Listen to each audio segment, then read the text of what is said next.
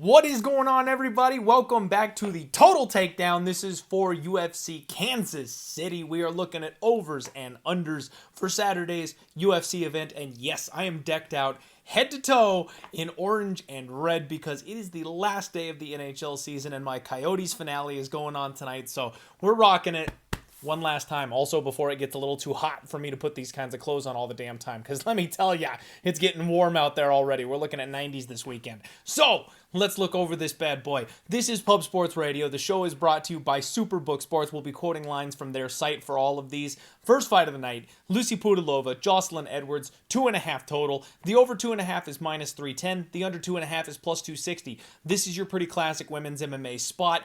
Neither of these women have shown big-time finishing power, especially not Jocelyn Edwards. Pudilova did in her last fight, but Jocelyn has also shown to be pretty durable and tough. The over 2.5, I think, makes some sense. I'm not sure I would want to do anything with violence here in this spot. If anything, Lucy would be the only one finishing, in my opinion, so I'd rather play her inside the distance props. If you're going to play the total, look over. I'm not touching it. That's way too much juice here for me. Gaston taking on Aaron Phillips, 2.5. Again, we've got the over at plus 120. Under 2.5 is minus 140.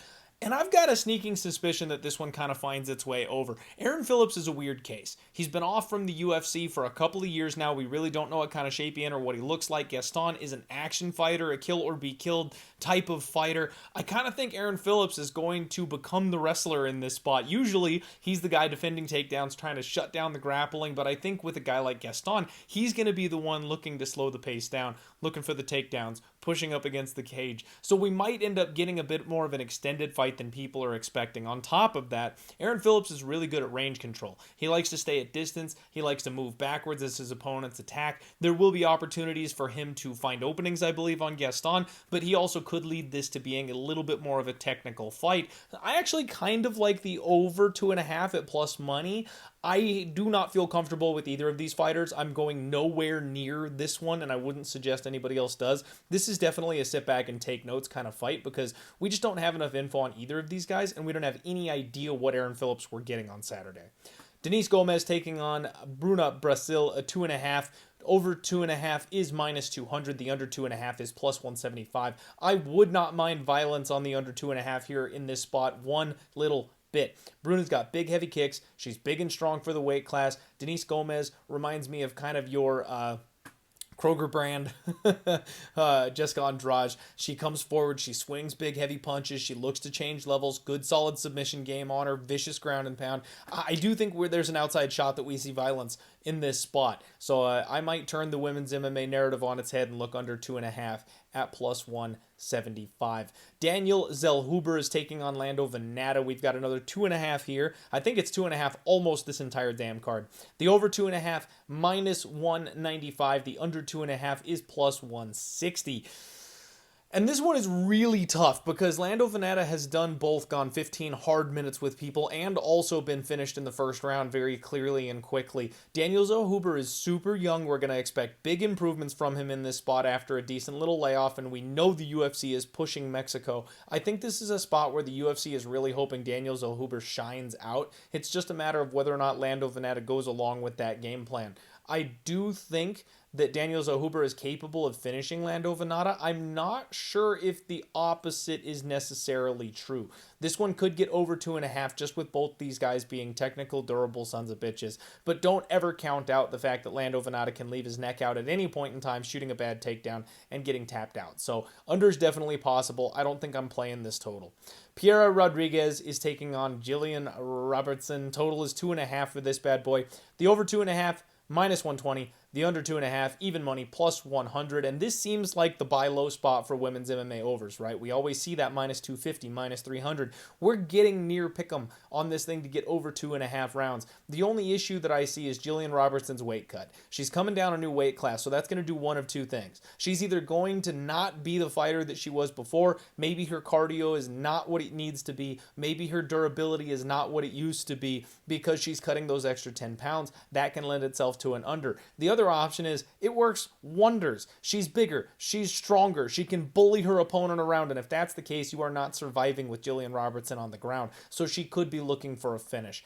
If Piera Rodriguez is tough enough to survive, the over looks like a genius bet in hindsight. However, I personally think throat cuddles all day. I think Jillian's going to get the takedowns, even if it takes her into the second or the third round to do it. I think she eventually grounds the smaller fighter, and then I do think she finds her way to the back and the choke. We've seen Jillian grind out a back control style decision before, though. So again, this is another one where I would be very, very cautious. I will lean to the over 2.5 in this spot. I am not betting this one. I'm sorry, folks. This is a card where a lot of these are very possible, and I feel like a lot of these lines are very dangerous. So again, caution this week.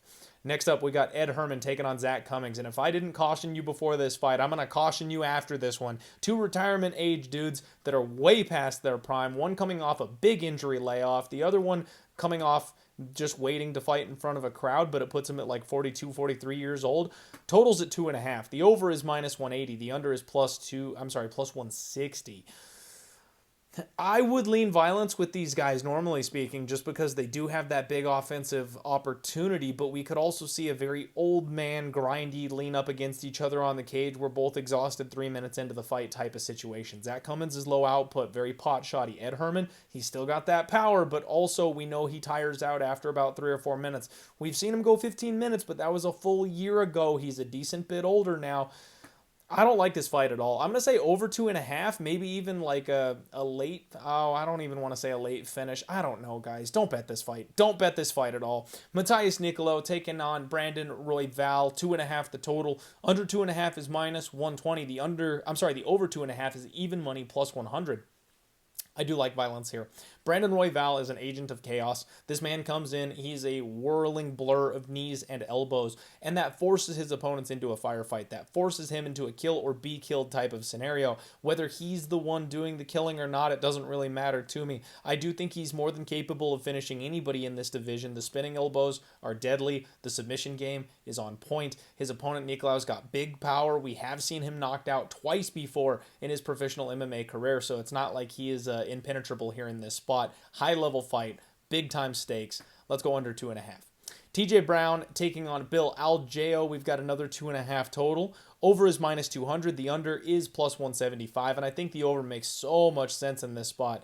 TJ Brown, while he is dangerous and while we've seen him rocked and hurt before, he just always manages to take a deep breath and grind his way back into a fight. He goes over a lot. He can survive a full 15 minutes. And Bill Algeo is not a deadly power puncher. This is a death by 1,000 cuts volume type of fighter. He can get taken down, but he gets right back up. He causes scrambles. He squirms. He gets back to his feet. Even though TJ Brown makes some grappling errors, his submission defense is on point. So I kind of have a hard time seeing these guys finish each other. I think over 2.5 makes a ton of sense. Minus 200 is a bit pricey, but I don't hate it. I think this one goes all 15.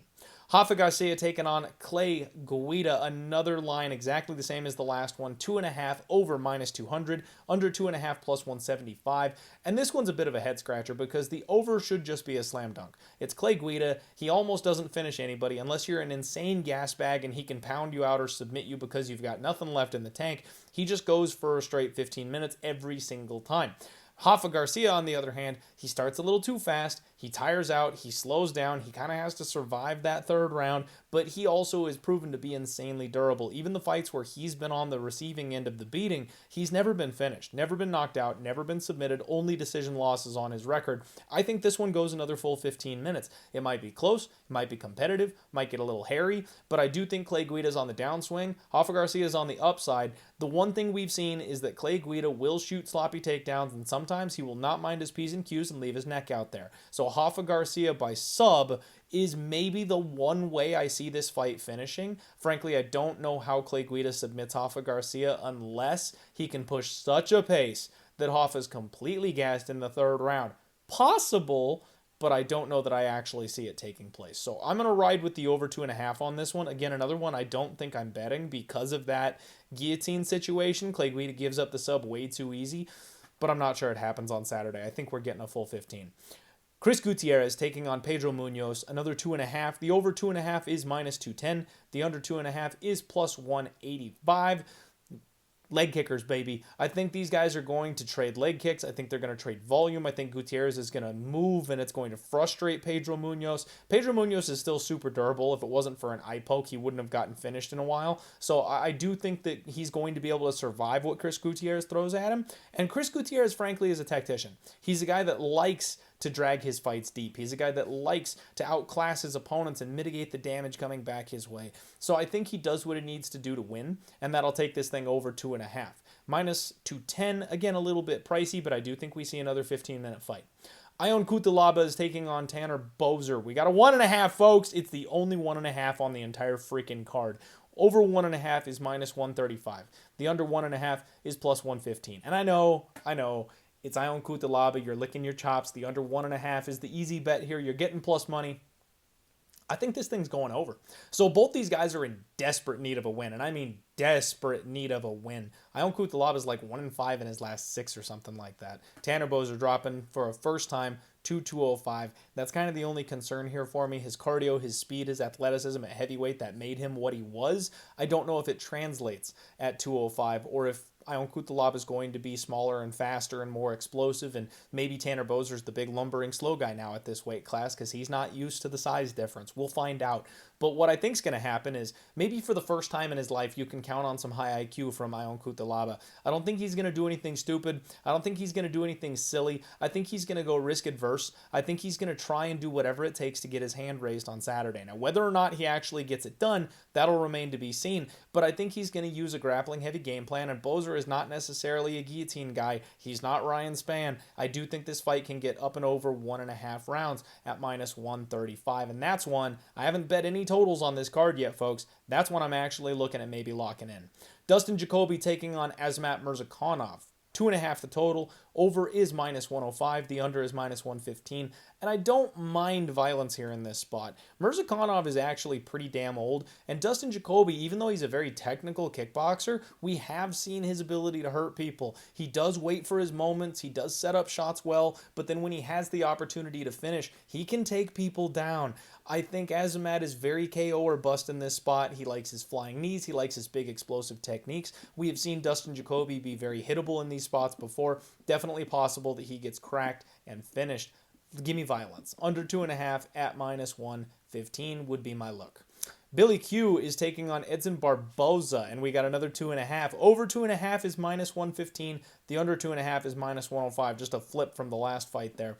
And this one has me a little bit baffled. So we've seen Edson Barboza fight the absolute who's who in both of his most recent divisions, and he is a tough nut to crack even at this stage of his career. Billy Q is another death by 1,000 cuts type of fighter. He can mix in the grappling when he wants to, but he's mostly on the feet. He's mostly high volume, just doesn't give you a chance to breathe. But the problem with Billy Q for me is he's extremely hittable. He doesn't deal with leg kicks very well, and he really relies on putting more on you than you can put on him. I don't think that works well against Edson Barboza. I think that's maybe the wrong game plan to fight with Edson Barboza. So because of that, I can absolutely see Billy making the right adjustments and being able to finish an aged Edson Barboza where this weight cut has got to be getting to him, or the flip side happens and Billy Q just doesn't do enough defensively. Edson's able to chip away at those legs, slow him down, set up a head kick. I'm not sure how it happens. I kind of think this fight might end inside the distance.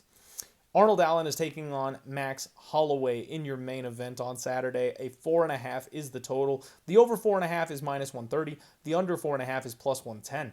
And I know it seems like your classic Max Holloway by decision type of fight where these guys fight really closely and get up and over the top.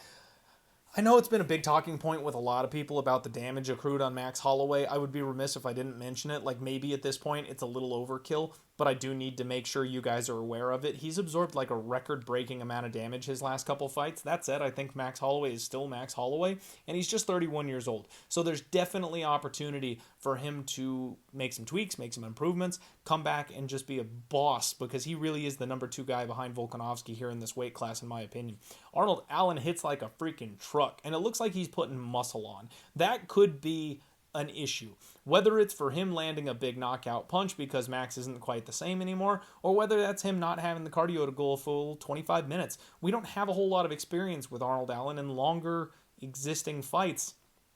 I kind of think violence in this one. Whether it's Arnold Allen getting that lesson, that big step-up opportunity and finding out he's not quite ready for this level yet, or whether it's Max being maybe a little bit over the hill at a young age, maybe it's his durability being gone and Arnold just putting that big old power on display again, kind of think we see a finish. I'd be tempted on the under 4.5 at plus 110 personally. Again, folks, I have not made a single totals bet on this entire slate yet, and the only one that I'm really looking at is Ion and Boser over 1.5, and then maybe I'm looking at the under 2.5 for Nicolo plus Royval. I would not mind if you wanted a couple of these chalky overs like the Bill Algeo, TJ Brown, and then the Rafa García, Clay Guida one, or the Gutiérrez Munhoz. Like, I think some of these minus 200 overs are ones that you could kind of mix match and parlay up. But again, tread very lightly, be very careful. We will see you tomorrow for the Undefeated Post Weigh-In Show right here on Pub Sports Radio. Good luck on all your degenerate action, everybody. Go Yotes.